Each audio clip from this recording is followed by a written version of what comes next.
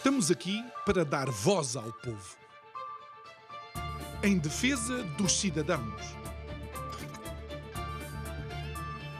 pela dignidade humana.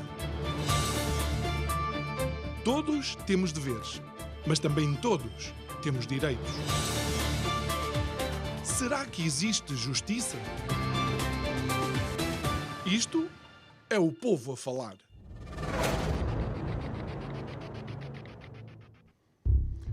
Não podemos negar que um dos principais handicaps em Portugal é o fraco desempenho da sua economia.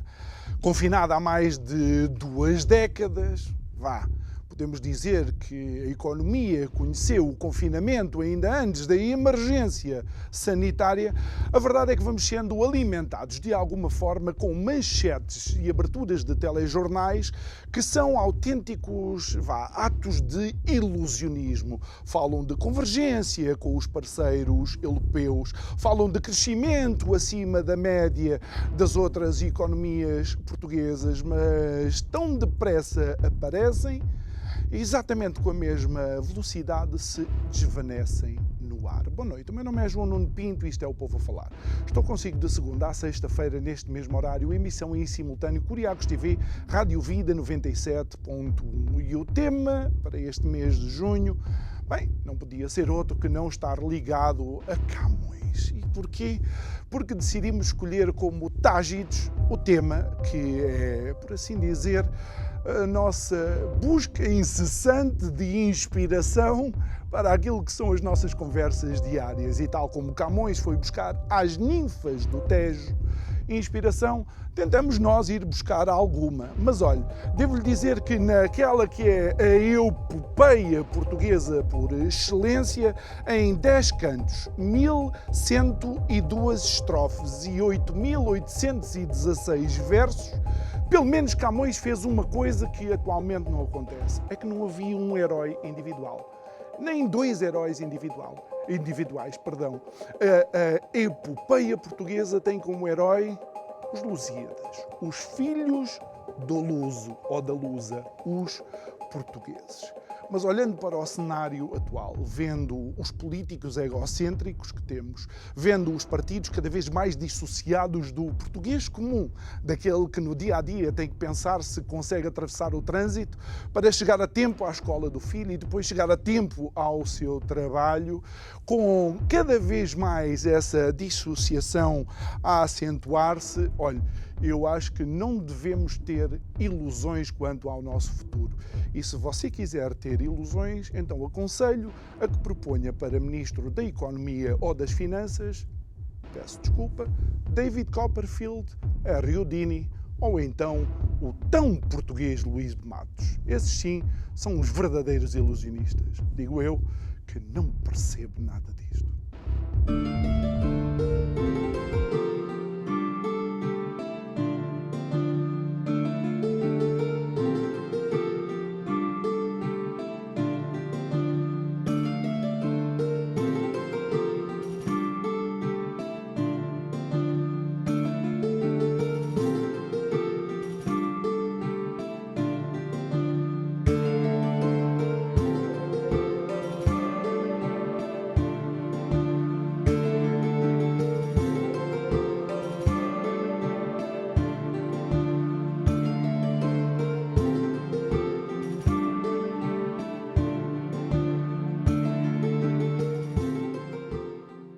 De volta ao nosso estúdio, quinta-feira, foi feriado, espero que tenha desfrutado do seu feriado. Caso tenha estado a trabalhar, espero que tenha tido um dia de trabalho produtivo.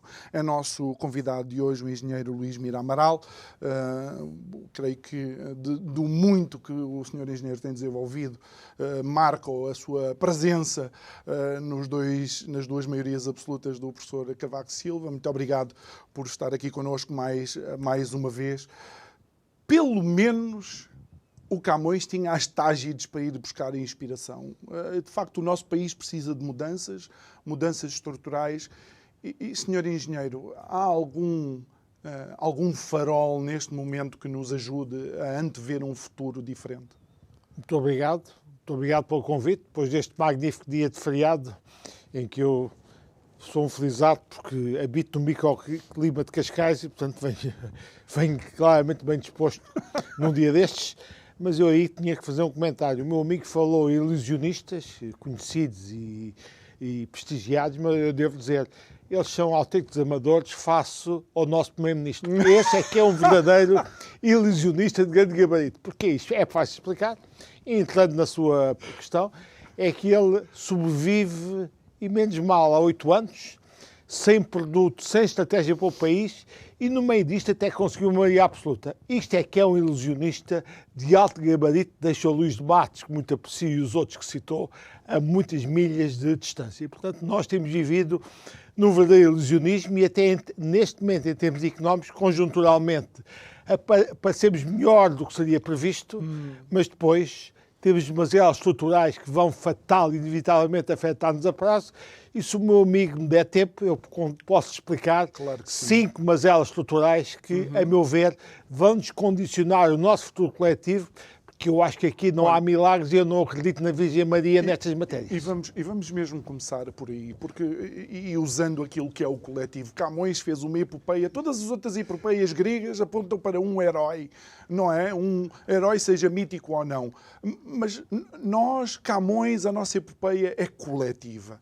Quais são esses problemas, quais são essas questões que fatalmente nos vão ferir? Eu devo dizer, talvez por ingenuidade política, porque era muito jovem, quando entrei para o governo, tinha 39 anos, fiz parte primeiro do governo minoritário do professor Cavaco Silva e depois fiz parte dos 2 governos maioritários. E, portanto, eu estive no governo, não sendo político profissional, tendo, aliás, entrado para o governo como independente, só depois é que me filiei no PSD.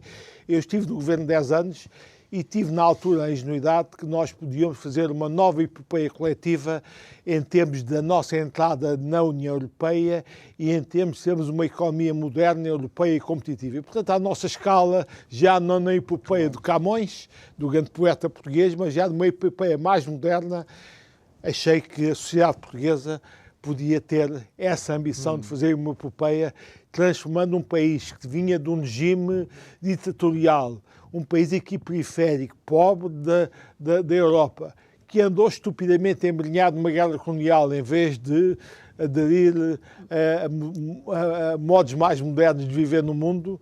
Achei que depois, quando entrámos, tivemos a maioria absoluta e tínhamos os fundos europeus, eu julguei que o país ia ter todas as condições para se desenvolver e fazer, na época moderna, à nossa escala, uma epopeia coletiva de se transformarmos num pequeno país aqui com um clima magnífico e grande qualidade de vida aqui na Europa, com um país em que valia a pena não só trabalhar, passar férias, mas também viver. E, portanto, tive essa ambição, se calhar hoje chamar-lhe ingenuidade, porque é aquilo que meus amigos me chamam, porque infelizmente a situação em que o país está mostra que aquilo que nós sonhámos e que, de certa forma, em 10 anos conseguimos fazer, tendo taxas de crescimento económico que não se voltaram a repetir e tendo sido, de facto, um país que é referenciado na Europa para a boa gestão da sua economia e das suas finanças e como exemplo de referência na aplicação dos fundos, tudo isto se esborou um pouco e nós hoje, infelizmente, estamos naquele impasse que o meu amigo acabou, de certa forma, por citar. E que feridas são essas que são... Bom, eu explico-lhe. Conjunturalmente, nós até estamos melhor do que esperaríamos. Porquê? Exato. Porque o governo apontava para uma taxa de crescimento do PIB à volta de 1,8%, depois a União Europeia veio a dar um valor superior, o FMI, agora o CDE, até aponta para a taxa de crescimento do PIB de 2,5%. E, portanto, aparentemente, estamos a crescer mais do que prevíamos, mas é preciso perceber como é que é feito este crescimento. Este crescimento é feito basicamente à custa de 2 coisas. De um setor externo, isto é, devido à resiliência e extraordinária capacidade dos nossos empresários da indústria transformadora exportadora e devido ao turismo. Aqui, na performance das nossas exportações, chamo-lhe a atenção que a Troika, a tal mal amada Troika para o PS, tem muito a ver com isto. Porquê? Porque no tempo da Troika, quando a Troika obrigou-nos aqui uma política de austeridade, cortando o mercado doméstico, forçou as empresas a virarem-se para o mercado externo. E, portanto, no tempo da Troika, As nossas exportações passaram de 27% do PIB para 42% do PIB. E agora é a dinâmica gerada aí 27 para 42% do tempo da troca. E agora é ainda a dinâmica gerada pela troca que nos permitiu passar as exportações de 42% para 50%. Portanto, é a dinâmica que vem, que permitiu também com a extraordinária capacidade e resiliência dos nossos empresários da indústria portuguesa transformadora passar para 50%. Portanto, isto é uma das componentes que explica esta taxa de crescimento elevado. Outra é o turismo. E o turismo, como o meu amigo compreende, porque é que há um boom turístico em Portugal? Porque nós somos um país agradável, com grande qualidade de vida, um excelente clima, estamos aqui marginais e periféricos em relação ao conflito que se desencadeia no centro da Europa, na Ucrânia. Somos um país com alguma segurança. Segurança também, e portanto os turistas caem aqui que nem tortos. Portanto, há um boom turístico que já havia em 2022, continua a haver, e o meu amigo basta ir, vai a Lisboa, vai ao Porto, vai ao Algarve, vai a outras cidades e vê um fluxo de turistas inusitado. Portanto, como compreende, são tudo coisas que não têm a ver com o governo, tiveram a ver com o médio de empresários na sequência da dinâmica gerada pela Troika e agora tem a ver com as condições do país para atrair turistas. Agora, até depois de 2 anos de forte confinamento e restrições nas viagens. Acabou o Covid, o pessoal resolveu passar a viajar novamente e o país é encantador nessa perspectiva. Agora chame-lhe a atenção que este turismo tem uma solução macaca. Eu não sou contra o turismo. Agora chame-lhe a atenção que o turismo já explicará cerca de 20% do PIB português. No Egito, o turismo é responsável por 25% do PIB. Portanto, eu pergunto aos portugueses se querem ter um modelo de desenvolvimento económico como o Egito ou querem um modelo de desenvolvimento económico dos países desenvolvidos. Na Grécia, 30%. Exatamente. Ou 27%. Na Albânia também é um valor percentual. O meu modelo é outro. É um modelo em que o turismo tem importância, mas é um turismo englobado numa economia diversificada, com uma indústria forte. A Noruega, 7%, a Suécia, 6,5%. França é um país fabuloso para turistas. Eu já lá tenho andado, desde a Côte d'Azur, no mar, até à zona das vinhas de Bordeaux. É o maior destino, é um dos maiores destinos turísticos, mas o turismo ocupa só uma porcentagem. Agora, isto é feito no contexto de uma economia forte, como o setor primário, agrícola e agroindustrial fortíssimo e um setor industrial forte. Portanto, eu defendo o turismo, mas é no modelo de economia forte e diversificada e não é no modelo que a gente tem, infelizmente, quase só o turismo a puxar por isto. Então deixa-me só dar uma informação. Nós vamos fazer só menos 9 unidades hoteleiras do que a França vai fazer no próximo ano. Portanto, eu não estou contra o turismo. Claro. Eu acho é que não podemos esquecer a indústria e o setor primário da economia, os setores produtivos. E, portanto, ainda por cima, o que é que está a acontecer? É que a gente já devia estar a fazer o upgrade do nosso turismo de mais qualidade, com gente mais qualificada. Portanto, ainda está muito dependente de um turismo pouco qualificado e em que é satisfeito através de quê? Da importação de mão de obra não qualificada e indiferenciada quente em Portugal para satisfazer o setor turístico. Portanto, o meu amigo compreende, e não é preciso saber muito de economia para perceber isto, o turismo está a puxar por um modelo económico de baixa qualidade, com baixa produtividade e pouco valor acrescentado. E muito volátil. E muito volátil. E, portanto, mesmo que não seja volátil, este influxo de trabalhadores que vêm para servir o turismo, baixa qualidade, pouco diferenciado e com pouco valor acrescentado, induzem o quê? Um modelo de crescimento, este influxo de trabalhadores, é um modelo de crescimento que não é rico. E, portanto, é um modelo de crescimento que você repare. Não cria riqueza nem mais-valias. Não aumenta o rendimento disponível dos portugueses, já cá estão. Há aqui um crescimento do PIB explicado por este influxo de mão de obra não qualificada que vem servir o turismo, de baixa qualidade, de baixo preço e pouca margem. Portanto, o meu amigo aqui percebe facilmente, mesmo que o PIB cresça uma coisa induzido por este modelo, os que cá estão como nós não sentem um aumento do rendimento disponível. Depois, outra coisa que se explica em termos económicos é que o PIB num país gera o rendimento nacional desse país. E no PIB, você não tem só, no rendimento nacional, não tem só salários, tem lucros e tem juros. Como você compreende, os juros têm subido, os lucros de algumas empresas também têm subido, os salários é que não têm subido. E, portanto, você, mesmo que o PIB esteja a crescer, você tem tido, depois do rendimento gerado pelo PIB, vai uma parte mais para lucros e outra para juros e menos para e menos para salários. E desses salários, como é fácil perceber o grande público, você com a inflação muito elevada que tem, mesmo que você seja algum crescimento de salários nominais, o salário real do poder de compra baixa. E, portanto, você está a ter aqui um problema, de facto, que pode ter um PIB até crescer simpaticamente, mas depois você e eu, do nosso rendimento disponível, não vemos grandes coisas. Primeiro porque o turismo é que impulsiona um bocado este PIB e este turismo não dá rendimento disponível a mim e a si. Permite pagar aos trabalhadores indiferenciados que entram no país para servir o turismo. E depois, como o PIB, o produto interno bruto, gera rendimento, esse rendimento é distribuído em lucros, juros e salários, e aqui, como é óbvio, os lucros e os juros têm tido um componente aumentos mais específicos de salários. Aqui até compreendo os trabalhadores e os seus sindicatos. E devo dizer uma coisa. A inflação que temos tido não é culpa dos trabalhadores nem dos salários.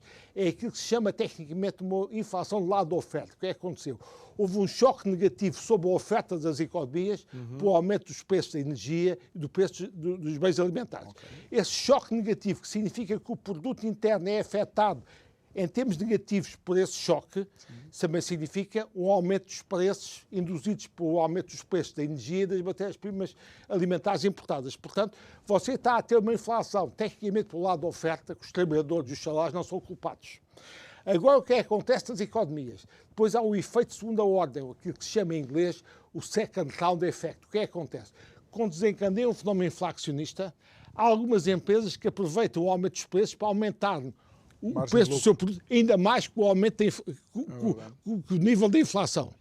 Isto, aliás, a própria Presidenta do BCE, que é suspeita de ser esquerdista, a Sra. Lagarde, chamou a atenção que havia empresas que estavam-se a aproveitar dos aumentos de preços devido à inflação para aumentar ainda o preço do produto final mais que a taxa de inflação e, com isto, aumentar as margens. Exato. E depois, como é compreensível, também os trabalhadores desencadeiam nas negociações sindicais uma reivindicação por maiores aumentos salariais para compensar a inflação. Portanto, nas economias, e tivemos tipicamente uma situação em que a inflação não foi gerada pelos trabalhadores, não têm culpa nenhuma disto, foi pelo lado da oferta, é chamada inflação do lado da oferta, mas depois, obviamente, há empresas que se aproveitam para aumentar os preços mais que o nível de inflação. E isto afeta ainda mais o poder de compra. E os próprios reivindicam compreensivamente aumentos de salários, que em todo caso, na Europa e em Portugal, normalmente esses aumentos de salários não têm chegado para acompanhar o nível de inflação. Portanto, há um rendimento real disponível que baixa. E, portanto, eu aqui, sendo longe de ser esquerdista, acha que deveria haver, até compreendo os trabalhadores. As preocupações dos trabalhadores e dos sindicatos. Deixe-me só colocar aqui uma questão, ainda antes de continuar a ouvir o Sr. Engenheiro, que vem relativamente a isto, eu já mencionei aqui várias vezes, é que Portugal fica em segundo lugar nos países onde o ordenado mínimo é inferior a 1.000 euros. Portanto, fica em segundo lugar, ou seja, é o segundo país com o ordenado mínimo mais perto dos 1.000 euros. Só quando analisamos o poder de compra, perde 7 lugares. Significa que em outros países, pessoas que ganham menos têm mais poder de compra e isto é dramático, não? Isso era uma das coisas, era a quinta componente estrutural que eu ia falar, não sabia. Mas você já, eu lhe respondo já, e complemento em relação ao que você diz. Não sei se sabe, mais de 50% dos trabalhadores têm salários inferiores a 1.000 euros mês. Isto é chocante no nosso país. E depois 32%, normalmente na faixa etária dos 15 e 34 anos, têm salários inferiores a 950 euros. Portanto, você compreende a faixa etária dos jovens que tiveram a oportunidade no estrangeiro, sabem o que é que fazem? Votam com os pés, põem-se a mexer. E, portanto, nós estamos com níveis salariais, em termos do contexto europeu, daquilo que nós queremos ser um país desenvolvido, não é dos países subdesenvolvidos, que são chocantes. Isto tudo é reflexo do impasse económico e social que você acabou por enunciar. A tal aposta coletiva que tem falhado estrondosamente. Mas se você quisesse agora, eu podia elencar as outras componentes estruturais. Já expliquei porque é que conjunturalmente nós estamos melhor do que esperávamos, mas agora explico-lhe as mazelas estruturais. Primeiro, você tem um Serviço Nacional de Saúde no caos, tem uma escola pública, neste momento também autêntico caos, tem uma justiça e uma administração pública que também não funcionam. E aqui chamo-lhe a atenção. Eu não sou de esquerda, mas compreendo perfeitamente que a escola pública e o Serviço Nacional de Saúde são instrumentos para garantir igualdade de oportunidades, para permitir àqueles que não têm dinheiro para ir ao privado, possam ter para os seus filhos uma escola decente e possam ter serviços de saúde decentes. E, portanto, isto diz que estes serviços públicos devem ser um instrumento para o ascensor social. Claro. No estado degradado em que está, em que os tipos que têm dinheiro para pagar o colégio aos filhos, fugiu tudo das escolas públicas. As pessoas como eu, que têm dinheiro para não ir aos hospitais do Serviço Nacional de Saúde, temos seguros privados, vamos aos hospitais privados. Portanto, o que é que acontece? O Serviço Nacional de Saúde e a escola, que num estado decente deviam ser elevadores sociais, neste momento aumentam o fosso social entre os mais pobres, não têm a possibilidade de ir ao privado, e aqueles como eu, que felizmente têm a possibilidade de ir. Isto, em termos de geração de uma cidade com maior igualdade de oportunidades que se possa desenvolver no futuro, é trágico. Você está aqui a arriscar-se, se este impasse da escola pública continua, ter uma nova geração de jovens que já não são os mais qualificados, como diria o Primeiro-Ministro, mas vão ser os menos qualificados de todos. Tem que surpreender num país onde o socialismo, nos últimos 20 anos, tem sido rei e senhor. Pois, mas é que aí é que está o problema do socialismo. É que este socialismo agressivo, que quer ter a pureza ideológica do Serviço Nacional de Saúde e da escola pública, está a destruir o Serviço Nacional de Saúde e a escola pública. Não teve bom senso para saber gerir isto em articulação com o setor privado e o setor social, e quis ter o monopólio deste serviço. E depois o Estado não aguenta, não sabe gerir, é bagunça total. Você veja o que é que está a acontecer na escola pública. Ninguém ainda disse isto, mas já agora pode dizer. Você tem um Ministro da Educação, como Secretário de Estado da Educação, a preocupação do senhor é acabar os contratos com os colégios privados. Celebrizou-se, lembra-se? Lembra-se, senhor. Mas, ao mesmo tempo que queriam acabar os contratos com os colégios privados, não deu as mesmas condições de dignidade e de salários e de condições profissionais aos educadores e aos professores. E, portanto, agora, ele que andou a atacar a escola privada, mas não defendeu a escola pública, está a ser politicamente julgado pelos profissionais da escola pública. Pelos seus pares. Pelos seus pares. E aqui devo dizer o seguinte, há uma coisa que eu percebo perfeitamente dos professores, aquela história de um desgraçado andar há 20, 30 anos com a casa às costas de escola para escola é inaceitável com baixos salários. Há uma coisa que devo dizer que as pessoas não têm razão, a reposição dos 6 anos e 6 meses. Porque isso então, se chegamos aí, todos os outros tinham que ter esse direito e aqueles do privado que perderam o emprego, então o Estado devia repor o emprego. Essa não tem razão, mas nas condições de exercício da sua atividade, sem estabilidade e com salários baixos, eu acho que as pessoas da escola pública têm toda a razão. Uma maior agilidade até na progressão de carreira, provavelmente. Tem um ministro, como Secretário de Estado, foi perfeitamente sectário, ideologicamente contra o setor privado, mas não tratou de defender a escola pública. E agora está a ser condenado politicamente pela mesma escola pública. Isto é uma contradição. Do Serviço Nacional de Saúde queriam ser ideologicamente puro, esquecendo a colaboração imprescindível que tínhamos de ter do setor social e do setor privado. Tudo isto foi esquecido, como você sabe, nas parcerias privadas dos hospitais, e, portanto, temos o serviço público sozinho não funciona. E temos que lembrar duas delas, o Hospital o Beatriz Ângela, aqui em Loures, e o de Braga. O de Braga, e ainda um... Bom, portanto, primeira questão, o Estado lastimava a questão dos aparelhos públicos. Isto tem consequências aparadas em todos nós. Claro. E mesmo nas pessoas, os mais necessitados que precisam de serviços de saúde, se as pessoas não tiverem saúde em condições, também não têm a produtividade dos trabalhadores, como compreende, tudo paga-se economicamente. Portanto, não é só uma perspectiva social que a esquerda gosta muito. Eu não esqueço, é também a perspectiva económica de produtividade, não esquecendo ao mesmo tempo que é preciso condições sociais para lá chegar. Bom, segundo aspecto, que é preciso tomar à conta. O Governo fala muito de contas certas. Bom, mas o problema é que as contas são certas, mas não são boas. Porquê? Porque você está a ter uma despesa pública corrente muito elevada e praticamente não tem investimento público. Portanto, o Orçamento do Estado consome-se a despesa pública corrente e não no investimento público. Não sei se você tem consciência que Portugal é o país da União Europeia mais dependente dos fundos europeus para o investimento público. Ou, dito de outra forma, se você não tivesse fundos europeus, já não tinha investimento público, porque era tudo consumido em despesa corrente. E depois, você já está a ter uma carga fiscal sobre os portugueses que atingiu valores recordes de 37%, praticamente. Portanto, você está a ter um esforço que eu saúde, e aí tem que concordar com o Governo, redução do déficit para valores muito pequenos, com a consequente redução da dívida pública, ainda só em percentagem do PIB, não em valores absolutos, que eu subscrevo, é fundamental para a estabilidade do país no contexto internacional e nos mercados em que atua, mas isto é feito à custa de uma má qualidade da despesa pública. Despesa pública corrente em excesso e pouco investimento. Portanto, as contas estão certas, mas não são boas. Aliás, permita-me se algum desse dinheiro tivesse ido para a escola pública ou para o SNS, aí não seria para a melhor. corrente. E devo dizer que uma coisa, o termo contas certas, eu percebo politicamente, o Primeiro-Ministro foi hábil. Vendeu o produto, mas tecnicamente não há... Repare, você pode ter um déficit de 10% e ter contas certas. Se você não aldrabar as contas, elas estão certas com aquele déficit. A gente, em finanças públicas, não diz o termo aldrabar contas, diz contabilidade criativa, que é mais fina. Você compreende? Eu digo isso, às vezes é algo. O desgraçado do empresário da PME saldava contas, chama-lhe aldrabão. O ministro de Administração, o governo, não se chama aldrabões desses senhores. Não. É gente mais fina e chamam, então, fazem contabilidade criativa. O chamado em inglês Creative Accounting. Portanto, você, desde que não tinha contabilidade criativa, você até podia ter um déficit de 10% e as contas estarem certas, desde que não aldrabasse as contas. Exatamente. Portanto, o que o Primeiro-Ministro quer dizer é que está a ter com déficits baixos e dívidas públicas diminuem, coisa que eu subscrevo. Mas daí é preciso ver o que é que está no envelope. E o envelope é mau, porque é muita despesa corrente, pouco investimento, e o déficit está a ser feito à custa de uma carga fiscal exagerada sobre todos nós. Com já... E agora, chame-me a atenção do seguinte, todas as pessoas percebem. Eu já expliquei isto aos engenheiros portugueses. Um tipo com 80 mil euros ano já está no escalão máximo de IRS. Na Alemanha só chegou ao escalão máximo com 400 mil euros. Veja que é muito diferente um esforço fiscal a um tipo que ganha 80 ou um tipo que ganha 400 mil euros ano. Portanto, veja a diferença. O esforço fiscal feito para o nosso nível de desenvolvimento, para o nosso rendimento e poder de compra, é extremamente exagerado.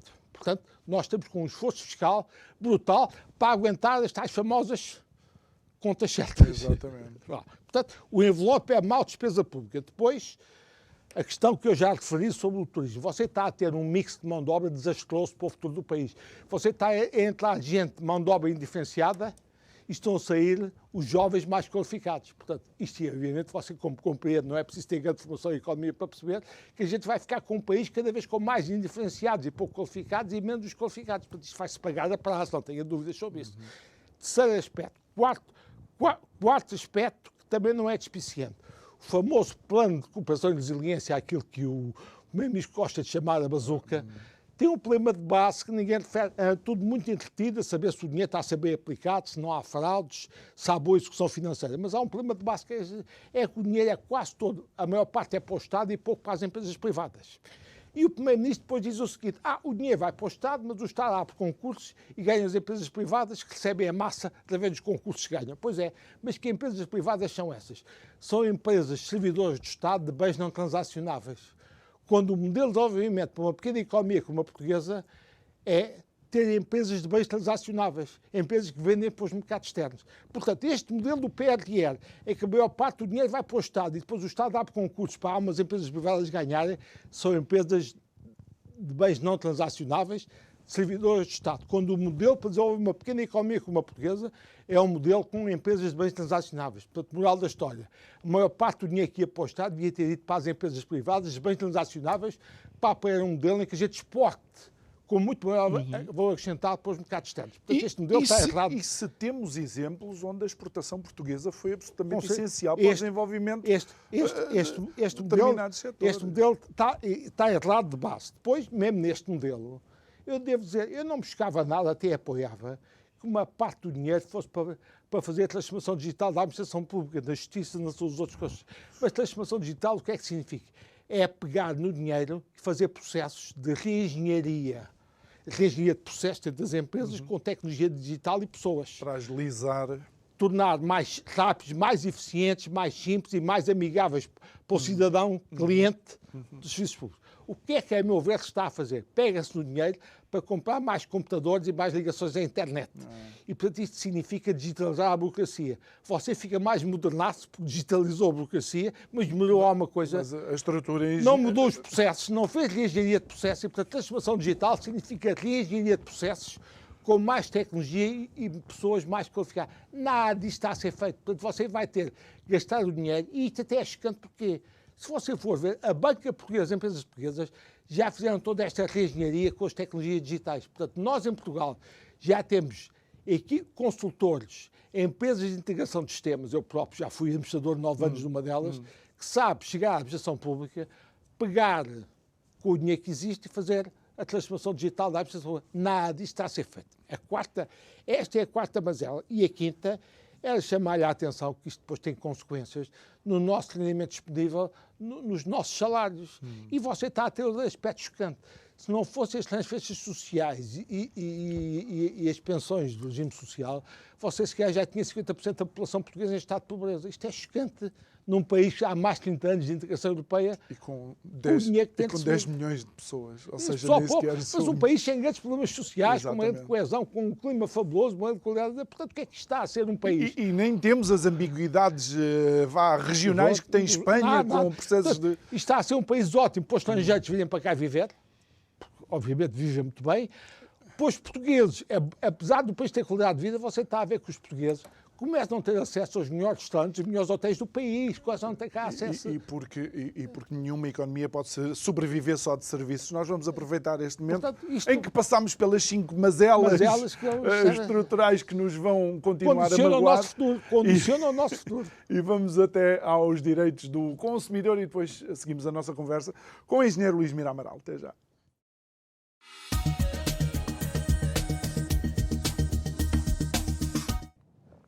Salve! Direitos do consumidor, direitos do cotidiano. É preciso saber para se proteger. Um simples telefonema a enredar os ingênuos é o eterno dilema dos que se tomam por estrenos. Um telefonema da Mel, uma conversa prolongada para uma nova fidelização por 2 anos. O cidadão, surpreendido com o telefonema, escutava atentamente. A telefonista vomitou, passo o termo, as condições do contrato. Nada fáceis de fixar, porque extenso o arrazoado. O consumidor pediu as novas condições por mensagem eletrónica para as poder confrontar com as da concorrência e ajuizar assim da conveniência em contratar ou não. Que teria de aceitar primeiro, verbal, oralmente, e só depois é que teria as condições. Primeiro de boca, depois viria o papel. Que se esclareça que isto se passou não com o António, não com o José, não com o Joaquim, conosco. E passar-se-á, de certo, com cada um dos 5 milhões de clientes da Mel. Isto constitui uma afronta à lei. Uma afronta à lei. Um atentado à lei. O que diz a Lei das Condições Gerais dos Contratos, aplicável ao caso no seu artigo 5º. As cláusulas contratuais devem ser comunicadas na íntegra aos aderentes que as subscrevam ou aceitem. A comunicação far-se-á de modo adequado e com a antecedência necessária para que, tendo em conta a importância do contrato e a extensão e complexidade das cláusulas, se torne possível o seu conhecimento completo e efetivo. A Mel viola este preceito. A lei dos contratos à distância, que se aplica por força da nova lei das comunicações eletrónicas de 2022, diz o seguinte: quando o contrato for celebrado por telefone, era o caso, o consumidor só fica vinculado depois de assinar a oferta ou enviar o seu consentimento por escrito ao fornecedor ou prestador de serviços. Portanto, nem sequer há contrato. A simples aceitação de boca não vincula, não obriga. O antigo monopólio procede assim contra a lei, enredando o consumidor nesta trama. Manifesto desrespeito pelos consumidores e pela lei que rege as relações jurídicas de consumo. Mesmo depois do consentimento por escrito, O consumidor dispõe ainda de 14 dias para dar o dito por não dito, se tal constar do clausulado do contrato. E se não constar, dispõe de 12 meses que acrescem aos 14 dias para se retratar. A conduta da Mel tem um nome, retintamente um nome. É de má fé. É com má fé que a Mel está no mercado. Deploravelmente.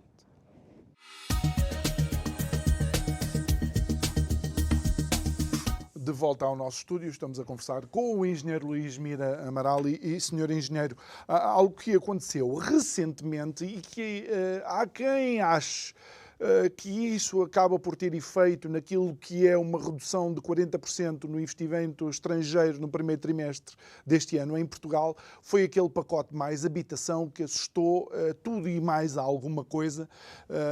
Qual é a leitura que o senhor engenheiro faz? Admito que se você tiver nesse investimento estrangeiro e investimento na área do imobiliário, que este pacote possa ter afetado esse investimento na área imobiliária. Em todo caso, devo dizer os famosos vistos gold, se calhar às zonas do país que já não fazia sentido manter o esquema, mas havia outras do interior que podia fazer sentido manter. Portanto, também aí o pacote foi disparatado. Mas eu já há muito para falar sobre o pacote, mas queria aqui apenas dar duas dimensões do pacote que eu acho que merecem enfatizadas. Primeiro, este pacote é o exemplo típico que mais valia o governo estar quieto, porque o fazer piorou as coisas.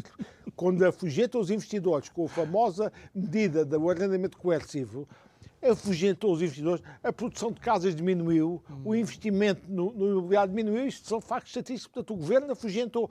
E até uma medida que é tão ideológica, tão estapafúrdia, que eu acho que nem vai ser aplicada, mas obviamente, como os investidores vivem na base da confiança, é crítica numa economia de mercado de confiança, o governo a pôr aquela medida de arrendamento coercivo, assustou, como sabe, muita malta que tinha casas para alugar, já as vendeu, exatamente. O pessoal a fugir, os que tinham casas para arrendar, fugiram vendendo as casas. Outros que iam para investir, não investem. Os que iam fazer mais casas, não. Abrandou. Portanto, tudo isto é um caso, tipo, mais valiam estar quietos. Já foi pior a emenda que o soneto. É a primeira dimensão que eu queria chamar a atenção. É que numa economia de mercado, a questão da confiança dos investidores é fundamental. E, portanto, este governo nem sequer soube ser social-democrata, que não é. Eu acho que eles são marxistas, não são, porque se fossem social-democratas, tinham um raciocínio que eu compreendo e partilho, que já adotei muitas vezes. Vamos lá ver. Então, o mercado não chega para pôr isto a funcionar. O mercado não resolve tudo. O mercado é imperfeito. O mercado tem falhas. Então, quando isto acontece, a gente põe o Estado a complementar os mecanismos de mercado. Isto é a lógica social-democrata, que é a feliz combinação entre o Estado e o mercado. E essa lógica... Mas como, infelizmente, eles não são social-democratas, são marxistas, aplicarem a tese, o Estado é que resolver tudo e vamos arrendar a casa da força. E a culpa é dos privados. Foi dramático. Okay. Primeira medida. A segunda era uma coisa que eu não tinha pensado, mas ao ler recentemente uma entrevista do meu colega e ex-bastardo de engenheiros, engenheiro Fernando Santos ou Camilo Lourenço, ele explicou uma coisa que eu não tinha pensado e fiquei chocado. Você sabe o que é que levou o congelamento de rendas em Lisboa e noutras cidades? É que os chamados velhinhos, que há muitos são tipos da minha idade, de 70 e tal anos, que eu tenho 67, mas que aí estou em melhor forma física que muitos deles, de 70 e tal, 80 anos, vivem nessas casas, eles estão prisioneiros da casa. Porquê? Porque a casa tem um congelamento de rendas de há muitos anos. E, portanto, com esse congelamento de rendas, ninguém investiu na manutenção das casas. E, portanto, os elevadores não funcionam. Há infiltrações. As condições de habitabilidade são péssimas, mas esses velhotes, muitos deles em minha idade, embora, felizmente, parece que têm em melhores condições físicas, muitos deles, vivem aprisionados entre essas casas. É, no fundo, a armadilha do congelamento de rendas, porque têm rendas baixas, não têm condições para ir para o outro lado, não se habituaram a fazer o maior esforço de renda, mas como as rendas são baixas, os senhores também não investiram na manutenção das casas e, portanto, ninguém trata deles. E, portanto, nós temos uma população envelhecida que, neste momento, nestas casas de renda congelada, que são autênticos prisioneiros dentro das habitações. Isto é um aspecto dramático que eu nunca tinha pensado, que chama aqui a atenção. Portanto, esses tipos estão a ter uma vida dramática os últimos anos de vida deles, sem mínima qualidade de vida, edifícios sem habitabilidade, e depois nem podem sair de casa porque os elevadores não funcionam e eles já não podem fazer a escadaria. Portanto, o que é que este meu colega, o engenheiro Fernando Santos, que é um grande especialista do setor imobiliário, propunha, que eu acho que faz sentido? Era um programa de emergência em que chegámos a estes senhores e diziam-se: meus amigos, nós vamos arranjar uma casa de 1 ou 2 assoalhadas noutro sítio, com todas as condições de qualidade. O meu amigo vai ver para essas casas e liberta estas. E aí, no esforço conjugado entre os privados e o Estado, reabilitavam-se essas casas que não têm grande valor de mercado. Quando o meu amigo tem na Avenida de Roma casas com renda a 100 euros, se o meu amigo libertar o tal velhote que lá vive numa casa de 5 assoalhadas, mas que já não sai de casa por razões que eu expliquei, se lhe oferecer uma habitação digna noutro sítio de Lisboa ou da zona, você pode pegar nessa casa, reabilitá-la e ter um valor de mercado. E às vezes estamos a falar de edifícios até completos. O que potencia Portanto, ainda já viu, mais. você com um programa destes, resolveu o problema destes velhotes que estão autênticos prisioneiros da casa em que vivem, não saem de casa com péssimas condições de habitabilidade, e revitalizava essas casas para o mercado. Ou de arrendamento ou E de repare, venda. Os rendimentos que vão gerar dessas casas não pagavam o esforço de construção de fogos mais pequenos para esse conjunto de pessoas velhas. É, no fundo, uma lógica de um programa de erradicação, como houve no meu tempo de governo, de erradicação de barracas, mas agora de erradicação de habitações não dignas. Olha, para os velhotes. Às vezes passava por reabilitar, por exemplo, fogos do Estado. Também, que mas também e privados também. Portanto, havia que haver aqui um programa entre o Estado e os privados em que se construía... Mas não foi isso que o Estado fez. O Estado assumiu o ónus de resolver sozinho tudo. Não resolve nada. Não resolve nada. A economia social de mercado não é o Estado sozinho. Temos de ser todos nós, em conjunto. E, portanto, o que é que você com isto resolvia? Você, se reabilitasse essas casas e as pusesse no mercado, se calhar você arranjava dinheiro para financiar a construção das outras. E no meio disto, obviamente, tinha que haver um programa de ponto de financiamento. Aí o Estado assumia uma fase inicial, dotando os meios para se fazer isto. Porque na certeza que essas casas depois que iam ser abandonadas para essa gente mais velha, iam valer muito valor no mercado. Você está a ver o que é uma habitação na Avenida de Roma, reconstruída e modernizada, tinha rendas de 100 euros, quanto é que hoje você pagaria por isto? Portanto, ele sugere isto. Eu nunca tinha pensado nisto, mas isto é uma dimensão social chocante. A conjunto de pessoas velhas, idosas, que estão prisioneiras em casa, não saem de casa, casas em condições péssimas de habitabilidade e nem podem sair porque os elevadores não funcionam. Então não devíamos pôr esse pessoal em casas novas, modernas, mais pequenas e a entrada dessas casas no mercado em condições boas não financiava isso tudo? Obviamente que ia financiar. Portanto, olha, só esta dimensão da habitação, que ninguém pensou nisto, mas este meu colega, num excelente podcast com o Camilo Lourenço, explicou isto tudo, tintim por tintim, e eu estava a olhar, eu não tinha pensado nisto, mas é inteiramente verdade. Está a ver?